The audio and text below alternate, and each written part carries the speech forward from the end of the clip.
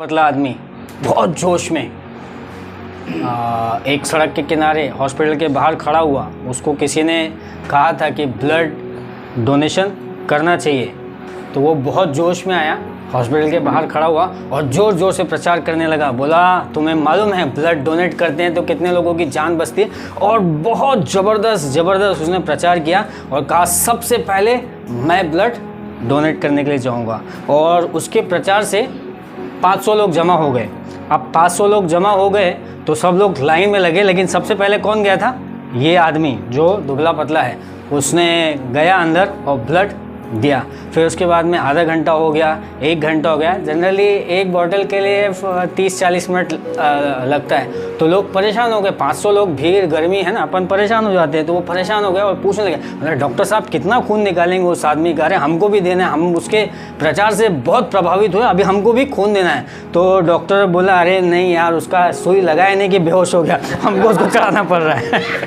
तो कई बार ऐसा होता है, अपन सुनते हैं और बहुत जोश में आते हैं और कुछ करने के लिए जाते हैं और फिर उल्टा ही कुछ हो जाता है। तो पिछली बार हमने सीखा था अधिकार रखने के बारे में। आज हम थोड़ा और आगे बढ़ते हैं। एक्चुअली उसके बीच का भी एक था, लेकिन उसका बीच का मैंने कहीं और ले लिया, तो मैं सोचा अभी वही वापस आ जाएगा, तो इसलिए उसके थोड़ा सा आगे वो करते हैं। तो आज का जो मेरा विषय है, रखवाला बने। क्या बने? रखवाला बने। तो वही मेरा जो तरीका है, मैं उत्पत्ति से कुछ भाग पढ़ना चाहूँगा और फिर उसके बाद में हमारी जो डैनियल की बुक से भी कुछ भाग पढ़ना चाहूँगा। तो मेरा जो विषय है वो है रखवाला बने। परमेश्वर ने आपको और मुझे क्या करने के लिए बनाया है? रखवाला। हम रखवाली करते हैं, तो हर एक जन रखवाली करता है, अपने परिवार की रखवाली करता है, अपने काम की रखवाली करता है, अपने बच्चों की रखवाली करता है। हर एक जन को परमेश्वर ने वो क्या दिया है? जिम्मेदारी दी है कि हमको क्या करना है? रखवाली करना है, रखवाला बने। तो एक जो घटना अगर आप बाइबल में देखेंगे तो उत्पत्ति 4 में वो घटना है कैन और हाबिल का। सुना है वो घटना? सुना है वो कहानी? तो वहाँ पर 2 भाई हैं और ये 2 भाई किसके हैं? आदम और हवा के बच्चे हैं। एक का नाम है कैन और एक का नाम है हाबिल। तो हाबिल जो है वो चरवाहा होता है और कैन जो है वो किसान होता है, और दोनों जन परमेश्वर के पास में अपनी भेंटों को लेके जाते हैं। तो कैन जो है अपना जो फसल है उसमें से कुछ लेके जाता है, और हाबिल जो है अपने जो भेड़ बकरियों उनमें से सबसे उत्तम लेके परमेश्वर के पास में जाता है। और परमेश्वर हाबिल की भेंट को क्या कर लेता है? स्वीकार कर लेता है। ये उत्पत्ति 4 में ये पूरी घटना है। परमेश्वर ने हाबिल की भेंट को स्वीकार कर लिया और कैन की भेंट को स्वीकार नहीं किया। तो कैन जो है ना वो बहुत गुस्सा होता है, बोला अरे परमेश्वर ने मेरे भाई का कर लिया, मेरा नहीं किया। तो उसके कारण वो क्या करता है? उसके भाई को मैदान में ले जाके उसके सर पे पत्थर मार के उसको क्या कर देता है? मार डालता है। तो उसका भाई वहाँ पे खून से लथपथ गिरा हुआ है और पड़ा हुआ है। और उसी बीच में परमेश्वर आते हैं और परमेश्वर कैन से पूछते हैं कि तेरा भाई कहाँ है? अब परमेश्वर को सारी चीज़ें मालूम है, लेकिन फिर भी वो उससे क्या करते हैं? पूछते हैं कि तेरा भाई कहाँ है। तब उत्पत्ति 4:9 में कैन इस तरीके से जवाब देता है। तब ऐसा लिखा है, तब यहोवा ने कैन से पूछा, तेरा भाई हाबिल कहाँ है? उसने कहा, मालूम नहीं, क्या मैं अपने भाई का रखवाला हूँ। ये जो उसके शब्द थे एकदम उल्टे थे। वो क्या कह रहा है? क्या मैं अपने भाई का रखवाला हूँ। परमेश्वर ने उसको रखवाली। हर एक जन को परमेश्वर कुछ ना कुछ जिम्मेदारी देता है। आपको, मुझे, हम सभी को कुछ ना कुछ जिम्मेदारी परमेश्वर देता है और चाहता है परमेश्वर हम क्या करें? उसकी रखवाली करें, उसको अधिकार में रखें और उसके लिए काम करें। यहाँ पर कैन ने परमेश्वर को एकदम उल्टा जवाब दे दिया। बोला, क्या मैं अपने भाई का रखवाला हूँ? मुझे नहीं मालूम है, मर रहा होगा, जो कर रहा होगा वो कर रहा होगा। इसने क्या किया था?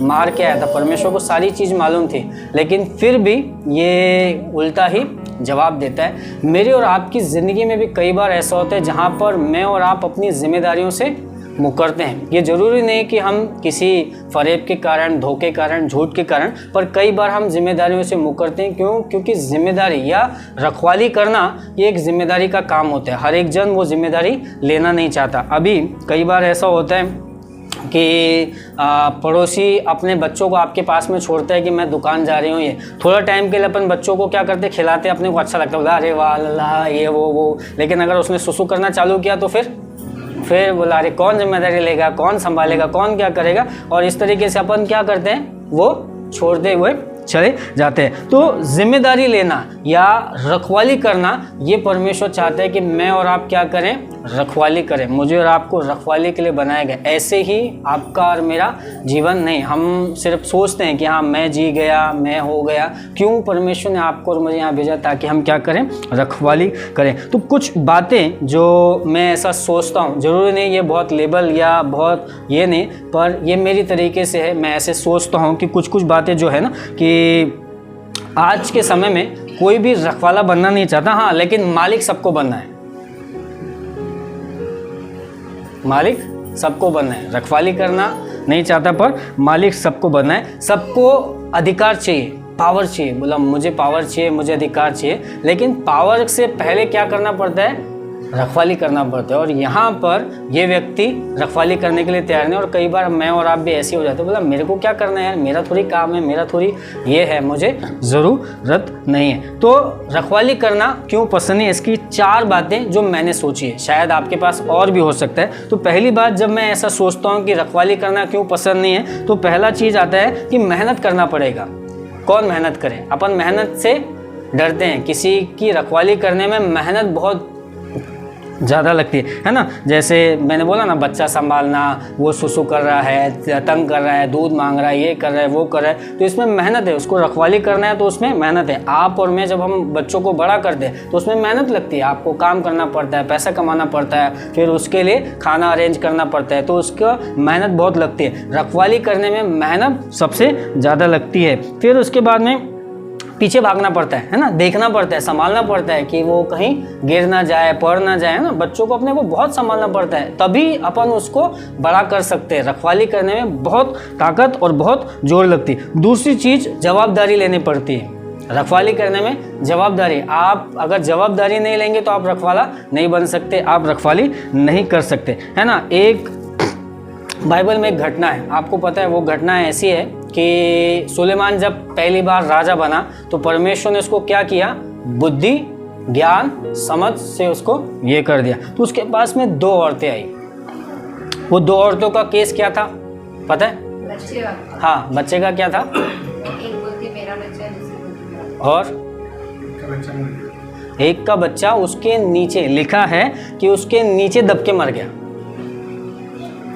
और अब वो सुलेमान के पास में आई, और जब सुलेमान के पास में आई तो वो बोल रही कि अरे ये मेरा बच्चा है, और ये बोल रही मेरा बच्चा है। तो सुलेमान ने कहा कि इसको क्या करो, बीच में से चीर दो और आधा आधा दोनों को दे दो। तो जो सच्ची माँ रहती वो क्या बोलती है, अरे नहीं मत करो, मेरा बच्चा इसी को दे दो। लेकिन दूसरी जो थी, जो उसकी माँ नहीं थी, जिसका बच्चा मर गया, तो बोला हाँ चीर दो, क्योंकि उसके मन में क्या था, मेरा भी मर गया और इसका भी क्या हो जाए, मर जाए। तो अब ये कैसी माँ होगी जहाँ पर बच्चे को दबा के क्या कर दिया,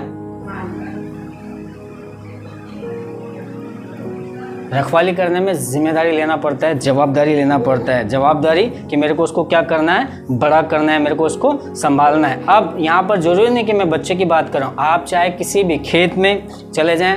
अभी विनोद भाई बता रहे थे कि उनकी फसल लगती है, अभी वो जाएंगे कभी जुलाई में वहाँ पे ये करने के लिए, मई में जाते हैं कटने के लिए, बहुत सारी चीज़ें होती हैं। तो जब फसल लगाते हैं तो उसमें बहुत सारी चीज़ें क्या करना पड़ता है, खेत लगा के अपन छोड़ देते हैं।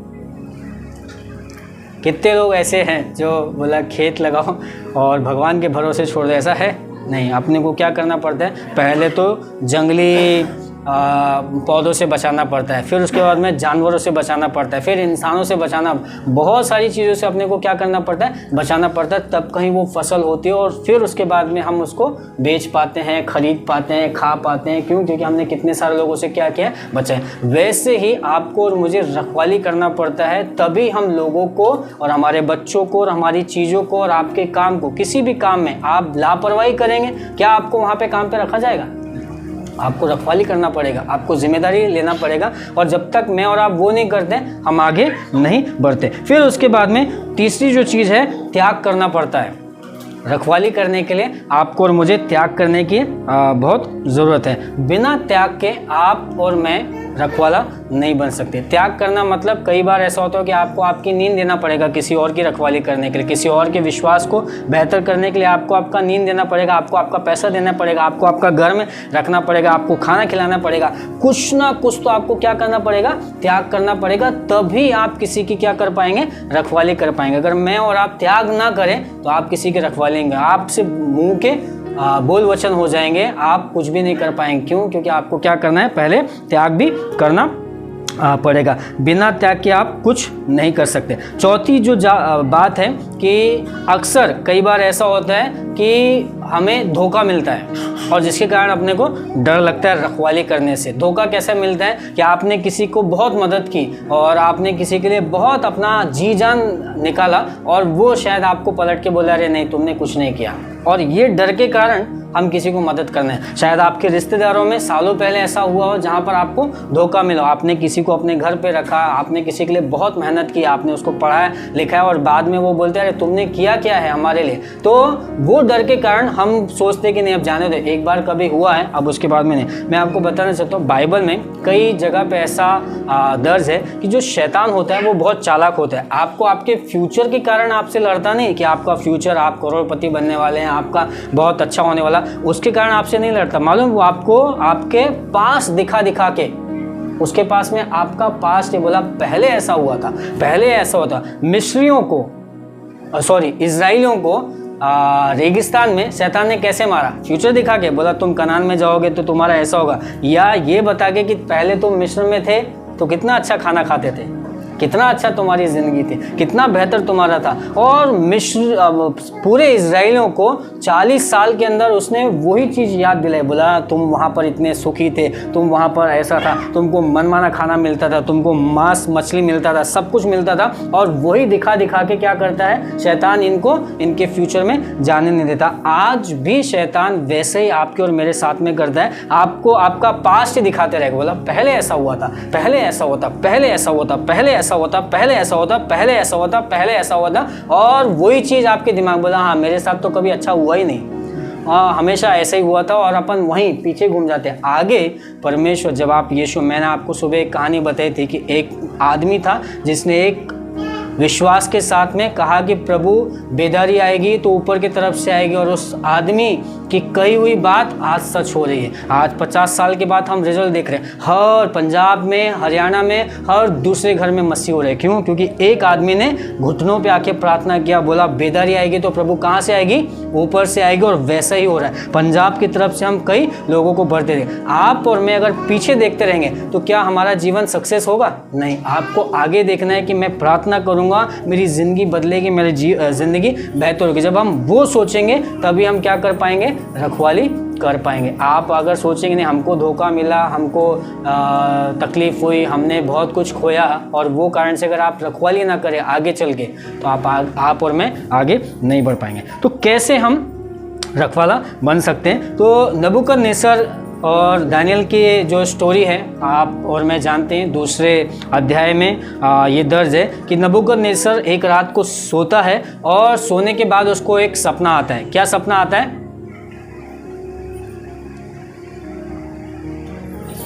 नहीं, उसको सपना आता है और वो अपने सपने को भी नहीं बताता और बोलता है कि तुम सारे लोग मुझे क्या करोगे? उसके राज्य के सारे ज्योतिषों को बुलाया जाता है, सारे भविष्य बताने वालों को बताया जाता है, सारे याजकों को, जितने भी लोग हैं सबको बुलाया जाता है और उन्हें कहता है कि तुम मुझे क्या करोगे? मेरा सपना भी बताओगे और उसका अर्थ भी बताओगे। तो सारे जो भविष्य बताने वाले, सारे जो ज्योतिष है, बोलते हैं अरे राजा जी ऐसा तो संभव नहीं है, आप हमको सपना बताएं, हम उसको अर्थ बताएंगे। लोग भी बहुत चालाक होते हैं, तो राजा उनसे भी ज़्यादा चालाक है। राजा ने बोला अगर मैं तुम्हें सपना बताऊंगा तो तुम उसका झूठा मूठा क्या कर दोगे? अर्थ बता दोगे, मेरे को उल्लू बना दोगे। लेकिन अब तुम मुझे मेरा सपना भी बताओ और उसके बाद उसका अर्थ भी बताओ, तो ही मैं जानूंगा कि तुम सही। और अगर जो नहीं बताएगा उसका सर क्या कर दिया जाएगा?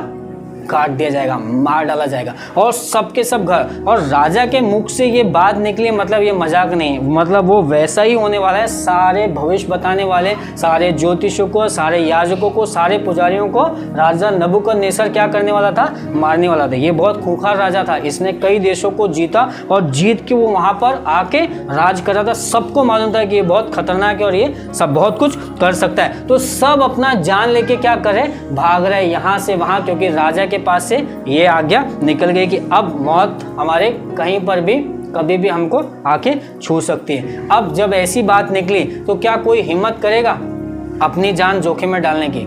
कोई भी नहीं करेगा। लेकिन वहाँ पर एक व्यक्ति था जिसने अपनी जान क्या करता है, वो जोखिम में डालता है और राजा के पास में कहला के भेजता है कि राजा तू अपना ये जो आज्ञा है इसको रोके रख, मैं तुझे बताऊंगा क्योंकि परमेश्वर मुझे बताएगा। और वचन ऐसा कहता है, दानियल 2 अध्याय वचन 17 और 18 में ऐसा कहता है, तब दानियल ने अपने घर जाकर अपने संगी हनन्याह, मिशाएल और जया को यह हाल बताकर कहा, इस विषय के भेद के विषय में स्वर्ग के परमेश्वर की दया के लिए यह करके प्रार्थना करो कि बेबीलोन के सब पंडितों के संग दानियल और उसके संगी भी नष्ट ना किए जाए। तब वह भेद दानियल को उसी रात के समय दर्शन के द्वारा प्रकट किया गया। तब दानियल ने स्वर्ग के परमेश्वर को यह कहकर धन्यवाद किया, परमेश्वर का नाम युगान युग धन्य है, क्योंकि वह बुद्धि और पराक्रम उसी का है। समयों और ऋतुओं को वह बदलता है और राजाओं का अस्त और उदय भी वह करता है। बुद्धिमानों को बुद्धि और समझाने वालों को समझ भी वही देता है। वही गूढ़ और गुप्त बातों को प्रकट करता है। वह जानता है अंधियारे में क्या है और उसके संग सदा प्रकाश बना रहता है। हे मेरे पूर्वजों के परमेश्वर, मैं तेरा धन्यवाद और स्तुति करता हूँ, क्योंकि तूने मुझे बुद्धि और शक्ति दी और जिस भेद का खुलना हम लोगों ने तुझसे मांगा था उसे तूने मुझ पर प्रकट किया। तूने ही हमको राजा की बातें बताई।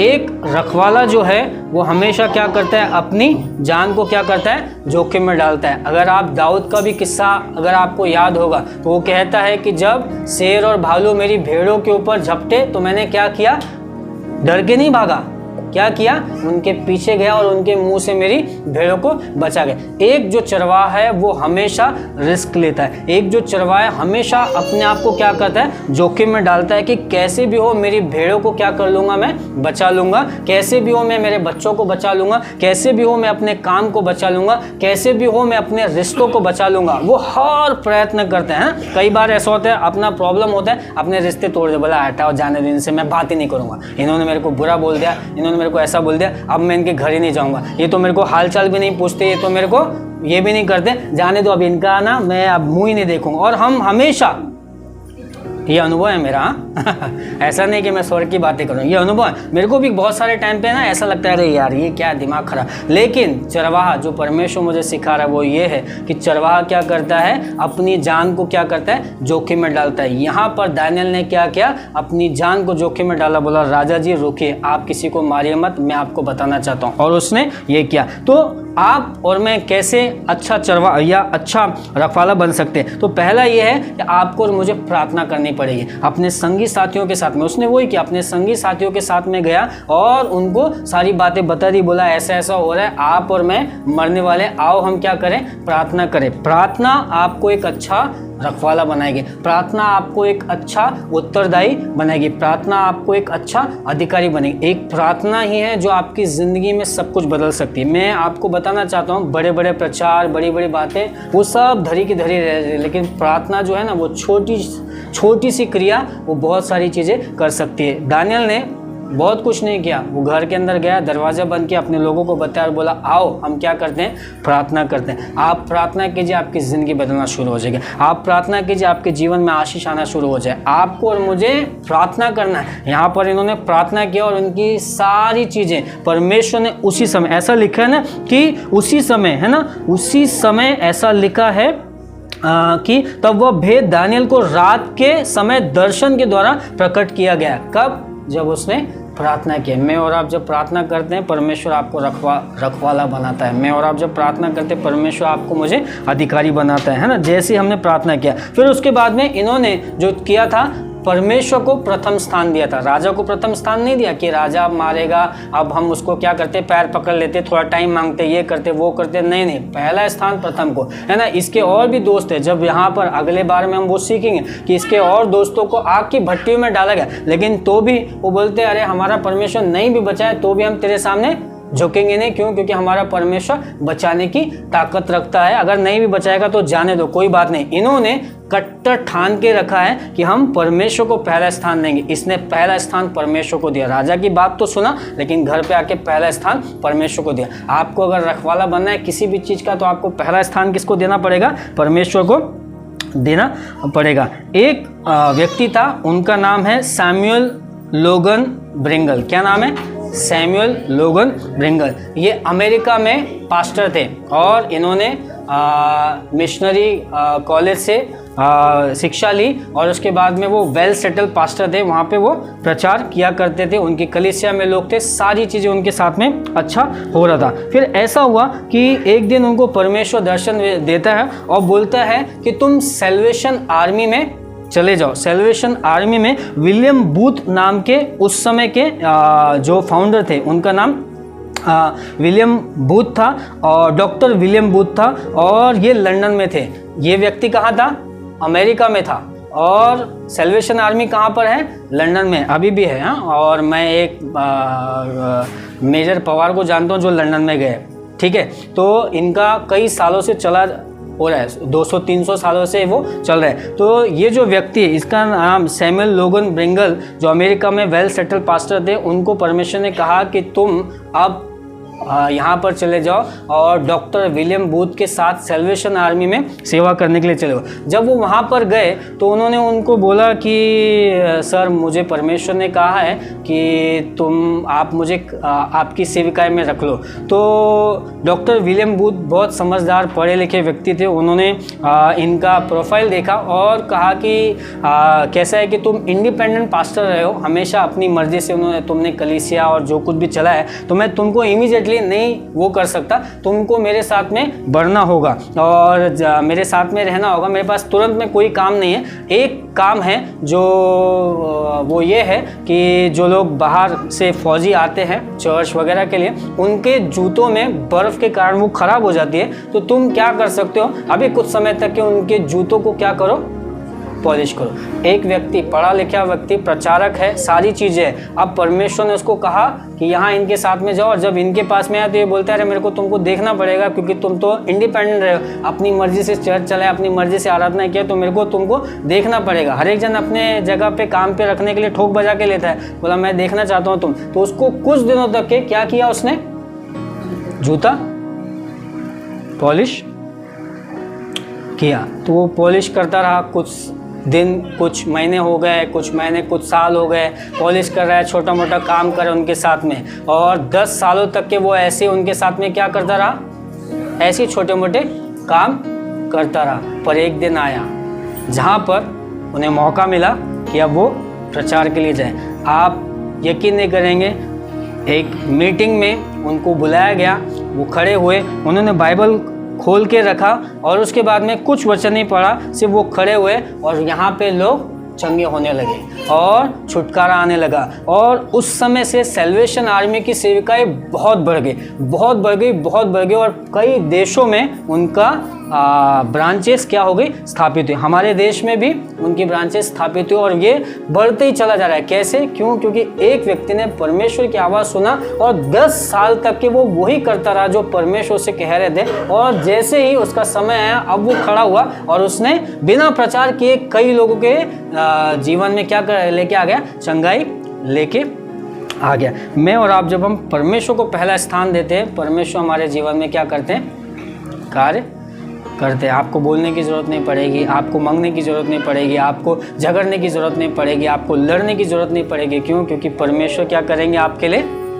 काम करेंगे। आपको और मुझे रखवाला बनना है, परमेश्वर को प्रथम स्थान देना है। फिर उसके बाद में आपको और मुझे प्रार्थना करना है। मैं बार बार आपको इसी के बाद कहना चाहता हूँ कि आपको और मुझे प्रार्थना में ज़्यादा बढ़ना है। जब हम प्रार्थना में बढ़ते हैं, अपने आप हमारी ज़िंदगी बेहतर होते चली जाती है। रखवाला बनने के लाभ, पहले रखवाला बनने के या नहीं बनने के हमने देखा, फिर उसके बाद में रखवाला कैसे बन सकते हैं और रखवाला बनने के लाभ। तो यहाँ पर दूसरा अध्याय, दानियल दूसरा अध्याय और वचन 46 से लेके 49 तक के ऐसा लिखा है, इतना सुनकर, क्या सुनकर, नबूकदनेस्सर को दानियल ने जाके सपना भी बता दिया, उसका मतलब भी बता दिया। अब सारी चीजें नबूकदनेस्सर ने सुना और लिखा है, इतना सुनकर नबूकदनेस्सर राजा ने मुंह के बल गिरकर दानियल को दंडवत किया। किसको दंडवत कर रहा है?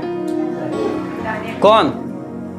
अरे ये राजा बहुत खतरनाक था, इसने कई राज्य जीते, बेबीलोन में हैंगिंग गार्डन आज भी सर्च कर लो, उसके जैसा कहीं किसी ने नहीं बनाया। वो खड़ा हुआ रुतबे वाला व्यक्ति, वो खड़ा होके क्या कर रहा है, मुंह के बल गिर के एक आदमी, एक गुलाम जिसको गुलामी से पकड़ के लेके आया था, उसके सामने क्या कर रहा है, दंडवत कर रहा है, मुंह के बल गिर रहा है। क्यों? क्योंकि इस व्यक्ति ने परमेश्वर को पहला स्थान दिया, और जब परमेश्वर को पहला स्थान दिया, परमेश्वर ने अपनी महिमा उसके ऊपर प्रकट किया, और जब परमेश्वर ने अपनी महिमा उसके ऊपर प्रकट किया, संसार का सबसे बड़ा राजा उसके सामने झुक रहा है। मैं और आप जब हम परमेश्वर की इच्छा के अनुसार रखवाला बनते, जब परमेश्वर की इच्छा के अनुसार हम चलते हैं, तो संसार की बड़ी से बड़ी शक्ति आपके और मेरे सामने क्या हो जाती है, झुक जाती है। राजा ने मुंह के बल गिरकर दंडवत किया और आज्ञा दी कि उसको भेंट चढ़ाओ और उसके सामने सुगंध वस्तुएं रखो। अब राजा आज्ञा दे रहा है कि दानियल को क्या किया जाए, भेंट चढ़ाए। अरे उसने तो सपना भी बता दिया, कोई भी नहीं बता सकता था, सब मरने वाले थे, लेकिन उस व्यक्ति ने परमेश्वर को पहला स्थान दिया और परमेश्वर ने उसकी इज्जत रखी, परमेश्वर ने उसको वही चीज बताया जो राजा ने देखा था। ये सुनकर राजा फ्लैट हो गया और कह रहा, अब इसको क्या करो, भेंट चढ़ाओ। फिर आगे लिखा है, फिर राजा ने दानियल से कहा, सच तो यह है कि तुम लोगों का परमेश्वर सब ईश्वरों का ईश्वर है, राजाओं का राजा है, भेदों का खोलने वाला है, इसीलिए तू यह भेद प्रकट कर पाया। राजा, अविश्वासी राजा क्या कर रहा है, परमेश्वर की महिमा कर रहा है। आपका और मेरा विश्वास, आपका और मैं, कई बार ना अपन बोलते हैं, बहुत सारे लोग ऐसा बोलते हैं, बोला हमारा लड़का तो बहुत अच्छा था, पर वो उसको लफंगे दोस्त मिल गए, उनके साथ में चला गया, बीड़ी पीने लगा, सिगरेट पीने लगा, दारू पीने लगा, बर्बाद हो गया, एकदम बेकार हो गया। क्या करे, तौबा भैया, प्रार्थना कर दो।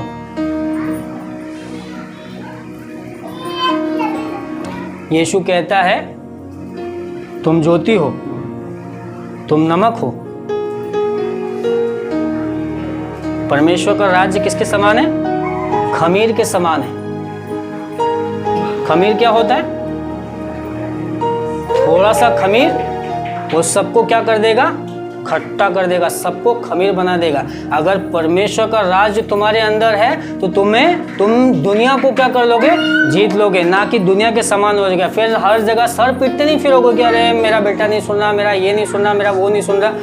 कैसे होगा, आपके अंदर अगर परमेश्वर का राज है तो वो राज्य क्या हो जाएगा, फैलते चला जाएगा। आपको और मुझे वो परमेश्वर का राज अपने अंदर लेके आना है, और जब हम वो अपने अंदर लेके आते हैं तो संसार के लोग भी प्रशंसा करने लग जाते हैं। ये संसार का व्यक्ति है और कह रहा है कि तुम्हारा परमेश्वर जो है ना, वो महान परमेश्वर है, तुम्हारा परमेश्वर महान परमेश्वर है, तुम्हारा परमेश्वर भेदों का खोलने वाला परमेश्वर, तुम्हारा परमेश्वर है ना, महिमा को प्रकट करने वाला परमेश्वर। फिर आगे हम देखते हैं, तब राजा ने दानियल का पद बड़ा किया और उसको बड़े से बड़े दान दिया, और यह आज्ञा दी कि वह बेबीलोन के सारे प्रांत पर हाकिम हो और बेबीलोन के पंडितों का मुख्य प्रधान बने। तब दानियल के विनती करने से राजा ने शद्रक, मेशक और अबेदनगो को बेबीलोन के प्रांत के कार्य के ऊपर नियुक्त कर दिया, परंतु दानियल स्वयं राजा के दरबार में रहा करता है। आप और मैं कई बार कहते हैं, अरे हमारी तरक्की नहीं हो रही, हमारा जिंदगी बढ़ नहीं रहा।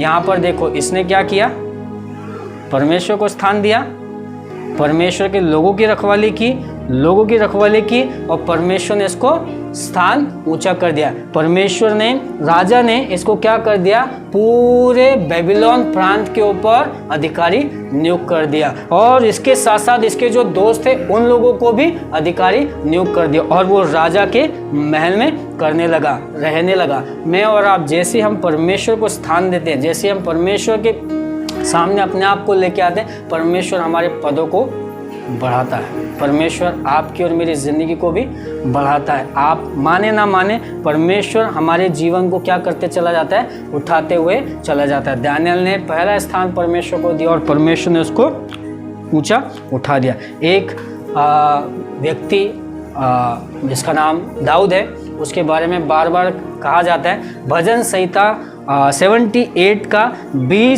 70 से 72 में ऐसा लिखा है। ये दाऊद खुद अपने विषय में कह रहा है, ऐसा कह रहा है, फिर उसने अपने दास दाऊद को चुनकर भेड़शालाओं में से लिया, वह उसको बच्चे वाली भेड़ों के पीछे पीछे फिरने के लिए ले आया कि वह उसकी प्रजा याकूब की अर्थात उसके निज भाग इज़राइल की चरवाही करे। तब उसने खरे मन से उनकी चरवाही की और अपने हाथ की कुशलता से उनकी अगुवाई की। दाऊद क्या था?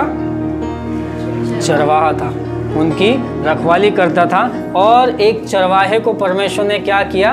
राजा बना दिया। क्यों? क्योंकि वो उनकी अच्छे से रखवाली करता था और वही रखवाली के कारण परमेश्वर ने उसका वो गुण देखा कि अरे हाँ यार, तू बहुत अच्छा काम करता है, और उसको उठा के क्या कर दिया? ये कर दिया। हमारी बिल्डिंग में एक वॉचमैन था और वो बहुत अच्छा व्यक्ति था। कभी अगर कुछ गलत भी हो रहा है या कुछ भी हो रहा है तो वो बात करता था, बताता था, सब सारी चीज़ें करता था। आपको पता है, आज वो हमारी बिल्डिंग में मैनेजर है, उसके नीचे बहुत सारे। तो मैं मेरे बेटे को बोल रहा था कि जो मन के दीन व्यक्ति होते हैं वो पृथ्वी के अधिकारी होते हैं। भला ही वो उनकी शुरुआत छोटी होती है, लेकिन परमेश्वर उनको क्या करते जाता है? बढ़ाते हुए चला जाता है। तो आज भी हम देखते हैं कि जो लोग परमेश्वर को पहला स्थान देते हैं, परमेश्वर उनको क्या करते जाता है? उठाते हुए चला जाता है, परमेश्वर उनको लेके चला जाता है। तो दाऊद ने छोटी सी भेड़ बकरियों को, थोड़ी सी भेड़ बकरियों को अच्छे से अगुवाई की, उनकी रखवाली की और वो राजा